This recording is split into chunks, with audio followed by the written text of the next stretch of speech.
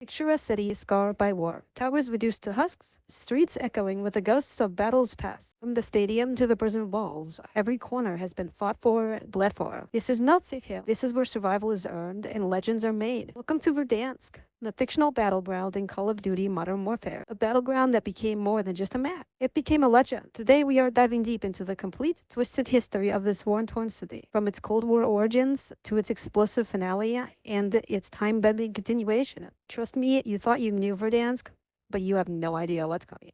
First introduced in 2019's Modern Warfare and 2020's Warzone, Verdansk sits in the heart of Castilla, a fictional Eastern European nation that feels hauntingly familiar if you've ever studied post-Soviet history. Massive concrete apartment blocks, industrial smokestacks, piercing gray skies, and the kind of brutalist architecture that screams former Soviet state. This wasn't some random map design choice. Verdansk was deliberately crafted to embody the tension and paranoia of a region caught between superpowers. During its heyday, Verdansk was an industrial powerhouse, a concrete utopia of steel mills, chemical plants, and military installations scattered throughout the city like chess pieces. The Castovian government had big dreams for this place. They wanted it to be their crown jewel, a symbol of industrial might and military strength. What they got instead was a city that would become synonymous with conflict, betrayal, and ultimately destruction. The layout itself tells a story. From the imposing prison complex to the bustling downtown district, from the spiraling airport that would later become infamous to the stadium that hosted dreams before it hosted nightmares, every location was strategically important. This wasn't just urban planning, this was preparation for war. Now here's where things get interesting. According to the backstory provided in 2020's Black Ops Cold War, during the Cold War, Verdansk found itself caught directly between East and West, with both sides wanting a piece of the action. The city's strategic location made it a perfect staging ground for covert operations, weapons development,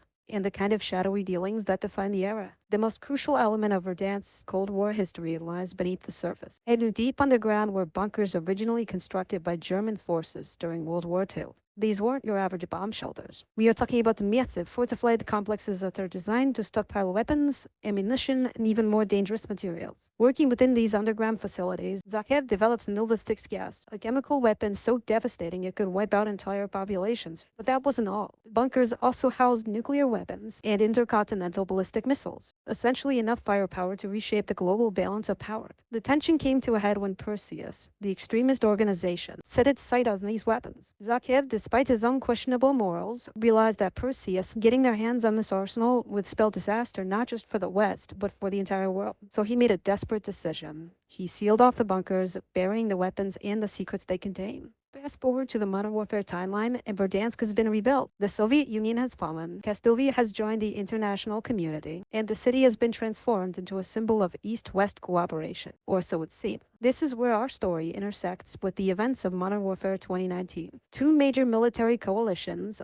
aptly named Coalition and Allegiance, find themselves operating in the same region, supposedly working together under an operation called Armistice. Coalition forces represented Western interests, while Allegiance brought together various Eastern and non-aligned nations. The goal? Hunt down the Al-Qatala terrorist network that had been using Castilla as a base of operation. But here's the thing about Verdansk. It has a way of corrupting even best intentions. What started as a joint operation quickly devolved into what intelligence agencies would later classify as a shadow war. Coalition and Allegiance forces, supposed allies, began turning their weapons on each other in the streets of Verdansk. Trust became a luxury nobody could afford. The breaking point arrived when it became clear that someone was pulling strings behind the scenes, paying members of both Coalition and Allegiance forces to create chaos and division. The city that was supposed to represent cooperation became a powder keg of suspicion and violence. While Coalition and Allegiance forces were busy shooting at each other, Al-Qatala was busy taking over Verdansk piece by piece.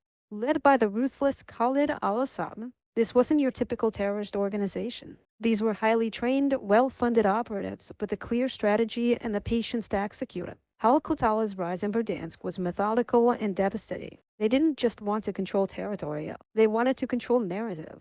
The group launched coordinated attacks on key landmarks, the stadium, the airport, and the downtown business district. Each attack was designed not just to inflict casualties, but to send a message that Verdansk belonged to them. The psychological warfare was just as important as the actual warfare. Al-Qatala knew that by making Verdansk feel unsafe and unstable, they could drive out civilian populations and create the kind of power vacuum in which terrorist organizations thrive.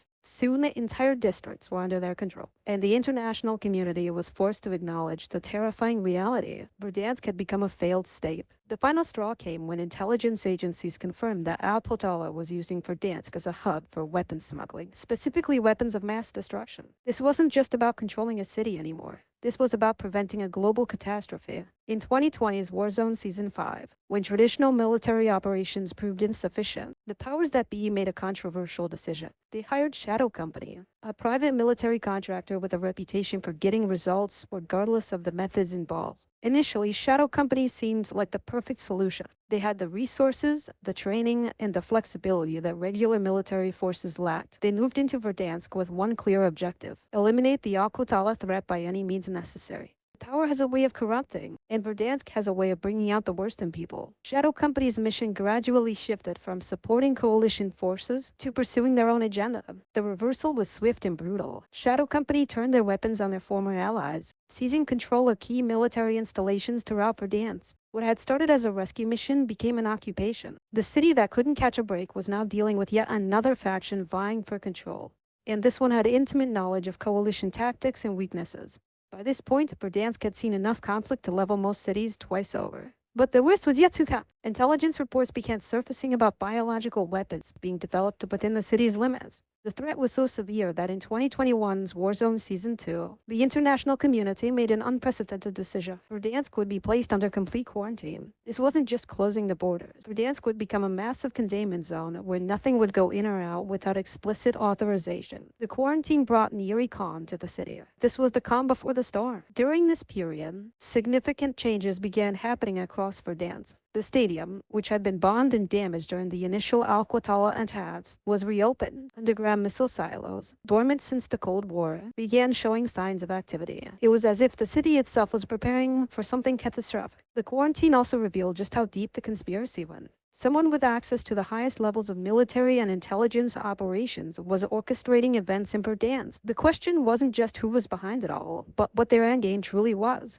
Then came the outbreak that no one saw coming. A ghost ship washed up on Verdansk's shores, carrying cargo that would change everything. Inside that ship was a modified version of the Nilda-6 gas, the same chemical weapon that Zahaev had been developing decades earlier in these underground bunkers. But this wasn't just any chemical weapon. This version had been altered and weaponized in a way that turned its victims into something far worse than casualties. It turned them into the undead. The zombie outbreak started small, contained to the areas near the shipwreck, but biological threats have a way of spiraling out of control, and soon entire districts of Verdansk were overrun. Task Force 141, the elite unit led by Captain Price, was deployed to contain the situation. They fought valiantly, pushing back waves of infected and trying to find the source of the outbreak. For every zombie they eliminated, two more seemed to take its place. The city that had survived invasions, terrorist attacks, and military occupations was finally facing a threat it couldn't fight with conventional weapons. The decision came from the highest levels of internal command. Verdansk could not be saved. The outbreak was spreading too quickly, the infection rate was too high, and the risk of global contamination was too great. The only solution was total containment through nuclear sterilization. The launch codes were entered. Nuclear warheads, fired from locations around the globe, converged on Verdansk.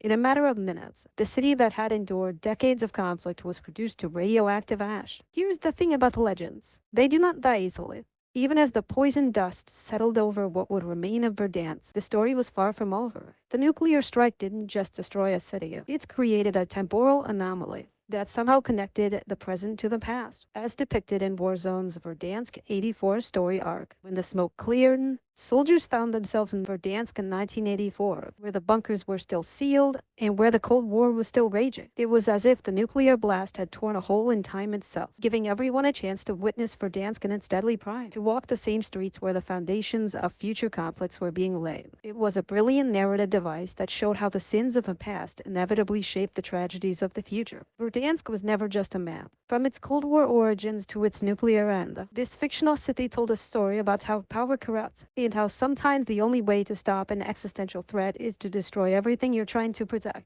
Whether you remember dropping in the airport for the first time, fighting through the chaos of downtown, or watching that final nuclear countdown, Verdansk left its mark on all of us. Which moment in Verdansk's history hit you the hardest? Drop your thoughts in comments below, hit that like button if you want to see more deep dives, and subscribe for more stories from gaming's most legendary battlefield.